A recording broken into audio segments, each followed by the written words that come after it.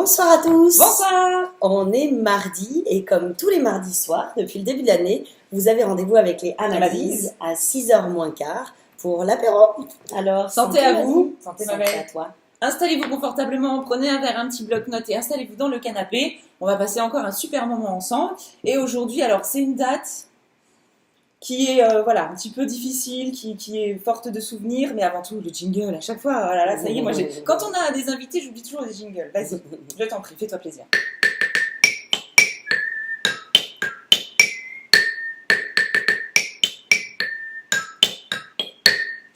Et oui, le jingle, bien évidemment, le jingle des Amadis. Santé ma belle.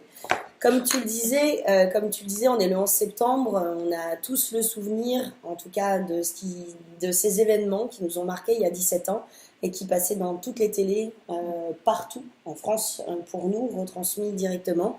Et donc, notre thème de ce soir est, donc on est le 11 septembre, mais où en est le photojournalisme, le reportage documentaire en presse aujourd'hui ? Alors, c'est vrai que alors on parle du 11 septembre, pour nous, c'est surtout un tremplin pour rebondir sur la photo de presse. Le fait est que, alors il y a eu bien sûr les photos instantanées des gens avec leur smartphone, mais il y a eu des photos qui ont été derrière en galerie, des vraies photos d'art sur cet événement triste. Et ça nous rappelle aussi à quel point justement les photographes professionnels ont 1000 fois leur place sur l'événement, sur du photojournalisme. Et là, il y a des vrais spécialistes et des vrais professionnels qui font ça. Donc moi je dis, hop, on fait appel à un ami. Appel à un ami. Donc ce soir, on a la chance de recevoir Jérémy Swicker. Donc vous retrouverez une grande partie de son travail sur le site internet jeremyswicker.com ou par le biais du collectif Item, dont fait partie Franck Boutonnet, que beaucoup d'entre vous connaissent aussi. Bonsoir Jérémy. Des effets spéciaux.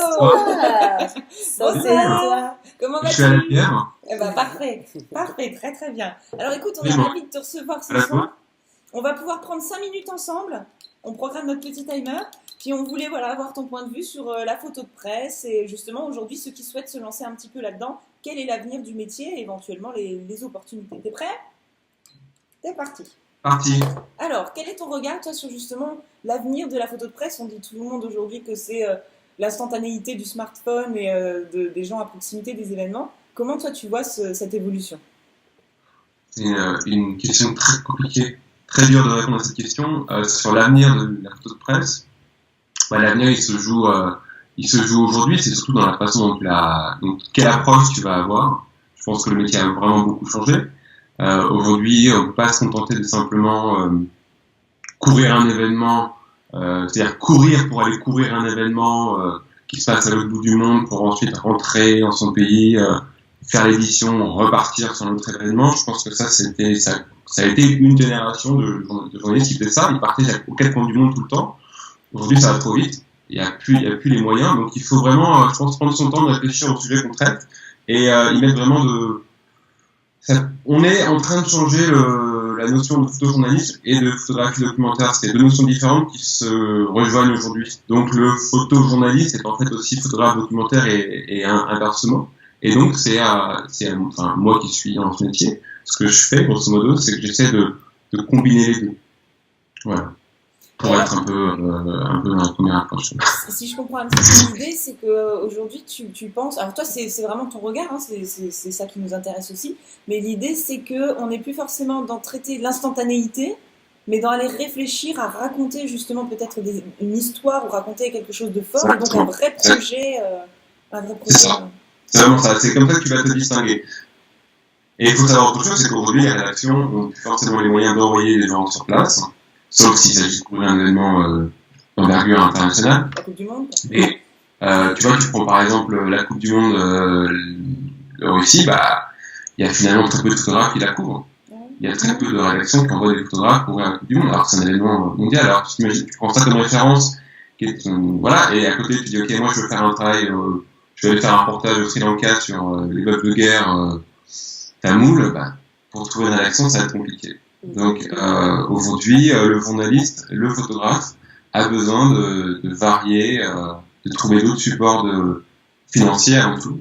Donc en fait, le photojournaliste, il est devenu, c'est une personne qui aujourd'hui, il a des envies, il a des projets, et donc il va essayer de trouver des gens, il va convaincre des gens pour aller réaliser ses projets.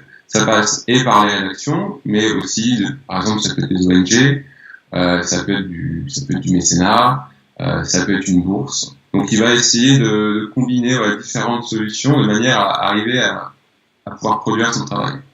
Et après, il y a aussi effectivement la photo de commande presse, mais qui est de moins en moins, qui est toujours actuelle, mais on ne va plus envoyer à l'étranger comme on le faisait à l'époque.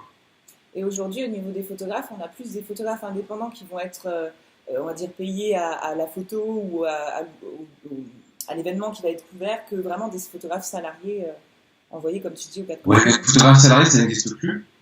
Tu vas avoir des photographes d'agence, donc type AFP, AP, Reuters, donc eux sont salariés, ou en partie, ou une partie est salariée, l'autre travaille aussi à la pige. Donc c'est eux qui vont vraiment venir alimenter ce flux d'images qu'on appelle le news, donc l'actualité. Et sinon, la plupart des photographes sont indépendants, travaillent pour eux-mêmes, donc on est nos propres chefs d'entreprise en quelque sorte.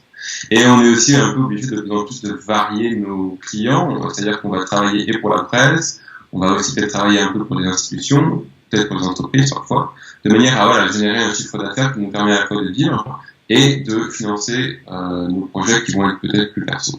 Partant du principe qu'un sujet personnel en général va être un sujet qui peut avoir du mal à se vendre. Et donc, tu vas te dire, ok, j'ai vraiment envie de faire ce travail-là parce que ça me touche, ça me concerne personnellement, mais de manière à pas non plus me mettre dans le rouge financièrement, je vais travailler à côté sur d'autres choses qui m'intéressent peut-être un peu moins, pour des clients qui m'intéressent peut-être un peu moins, mais qui vont me permettre de réaliser quand même mes projets qui me tiennent à cœur. Ouais, bien sûr. Et toi, dans les conseils que tu pourrais transmettre à des personnes qui souhaiteraient se lancer dans la presse, donc ça va être justement d'aller voir d'autres types de mécénat que de frapper à la porte de journaux ou de magazines, qu'ils soient en ligne ou papier, mais plus d'aller toucher justement des institutions, des ONG, de démarcher donc des mécénats aussi, d'essayer d'obtenir des bourses culturelles pour pouvoir développer ces projets-là. Ouais. Plein de bouleversements, on le voit tous. Combien de gens lisent des magazines et des journaux dans le métro? Plus beaucoup. Il y a vraiment un problème aussi à ce niveau-là, c'est que la presse se cherche elle-même. Donc ils sont en train de basculer sur du tout digital. Dans le tout digital, l'économie elle est pas tout à fait, elle est pas claire. On ne sait pas ce que sera demain, ce que seront demain nos cachets de photojournalistes. À une époque, tu pouvais faire la couverture de Paris Match et tu vivais pendant 3 mois comme un roi. Aujourd'hui, c'est plus le cas. Tu vas faire un portfolio de 20 photos sur le Figaro ou Libération et tu vas toucher 100 €. Quoi. Donc il y a clairement quelque chose qui va plus. Donc le photographe, il a besoin de pas d'être multitâche, mais d'être inventif et d'aller chercher là où il y a effectivement des sous et puis d'intérêt. Des gens qui ont envie de croire en ton projet et qui vont t'aider à aller jusqu'au bout. Merci beaucoup Jérémy pour cet échange et ce partage.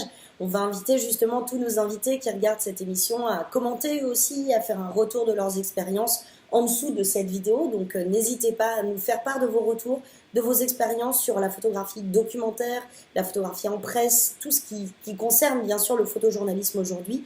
Mais on voulait vraiment te remercier de ton temps Jérémy et puis inviter bien sûr tous nos fidèles toute notre fidèle audience à retrouver une partie de ton travail et aller un petit peu plus loin sur ce que tu proposes aussi en découvrant donc un des articles que tu as écrit dans le magazine, le premier numéro du magazine des Amadis.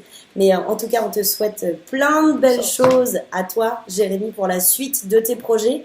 N'hésite pas surtout à continuer à nous en faire part sur la page Facebook des Amadis. On est ravis de te retrouver très bientôt pour parler de la suite de tes projets à toi.